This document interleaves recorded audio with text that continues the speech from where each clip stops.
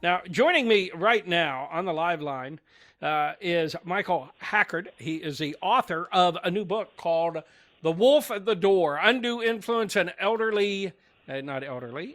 Financial Abuse. He's on our live line right now. Hey, Michael, thanks a lot for joining us today. Hi, Michael. Thanks for having me. Absolutely. What got you writing about this? Well, I practiced law for over 40 years. And I've noticed over the last 4 years or so, probably because of my years of practice, that more and more I would see cases that constituted elder financial abuse, and within the context often of will or trust contest. So after seeing this up close and having plenty of stories just from practicing law in the area, I thought, well, it'd be a good idea, get the information out. And I did kind of a search of what was available, and it didn't seem like in terms of books that there was all that much available. Well, Michael, I agree with you. I think that your book is an extremely important book, especially now with so many baby boomers really getting up there. So what would you spot? What you just said is really interesting to me. You said you would notice it coming through just dealing with the states. What would you see and what caused the concern? Well, what I would often see is abuses of power of attorney before someone had died. So usually when someone is less empowered or has less cognitive ability, they'll give a power of attorney to someone who's close to them. And for the most part, that works out well. But I would see in estate cases where we'd go back and say, okay, what is in this estate? And we'd find out, well, say little sister had a power of attorney for 3 years prior to the time her mother died, and lo and behold, the house was sold and bank accounts were closed, and so I saw that with regularity. I still see really, and so the other siblings, all of a sudden, they go, "Wow, I thought Mary was just taking care of some stuff for us, and it turns out she was cleaning them out." Yeah, that's right. Wow. And, yeah, surprise to all the other siblings. Yeah. Okay. So, yeah, your subtitle I think is great. The undue influence. I think that's probably what we see the most, right? Where it is. How so? How does that work? How does that happen? Well, so we'll go just in context that what does undue influence or how is it defined? And it basically means excessive persuasion that causes another person to act or refrain from acting. Okay. In a way that person wouldn't otherwise do. So you normally see undue influence when these factors show up, and that is the vulnerability of the elder. And a lot of people think, well, vulnerability or that they have to be incapacitated, and that's not the case at all. And illness can create the vulnerability or disability, injury, age, education. Emotional distress. I've seen, after the death of a loved one or a spouse, then that surviving spouse is very vulnerable, and I've seen some terrible things occur after that. So, is it the kids who normally do this, or is it strangers? Yeah, it's unfortunately the majority of it are kids, but you get caregivers who are. And then, some absolute strangers, but the greater percentage of this occurs by way of kids.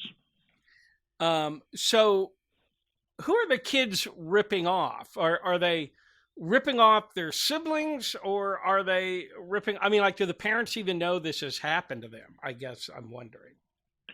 Well, sometimes the parents will know, but other times they'll, if they're unduly influenced, they'll be in a setting like this, a child, oftentimes a dependent child or a child who has substance abuse or alcoholism is living with an elderly parent. Yeah. Isn't that the one who's hanging around with the parent? Isn't that kind of the issue, that the caregiving child is the one who had drug problems, right? Exactly. Unfortunately, it's the truth. And that's what happens. And then as the parent becomes more dependent on who was a dependent child, that dependent child has an incredible amount of power over the parent. And you see things like, I had a case where the child said, Mom, if you don't give me this house, I'm moving to Europe, and you'll have to go to the old people's home. And so you see cases like that. So what do you do if you're I would just be very uncomfortable asking anybody for power of attorney. And yet a friend of mine, his mother passed recently. By the time he needed power of attorney, it was a huge hassle to get it because she was incapacitated. So how do you deal with that issue? Well, good issue. If she still has capacity, I always encourage people who are getting a power of attorney to have some transparency with their sibling or the other trusted person, say, of their parent, because otherwise you can create the situation that's kind of a paranoid incubator. Right, Johnny's got all power of attorney and who knows what he's doing. Yeah. Once she's incapacitated, there are a few things that we can look at, and one is if there's an existing trust. I'll look at that and see if there is a successor trustee, because who takes as trustee at incapacity. Sometimes in that situation, you can then exert enough control to save the estate.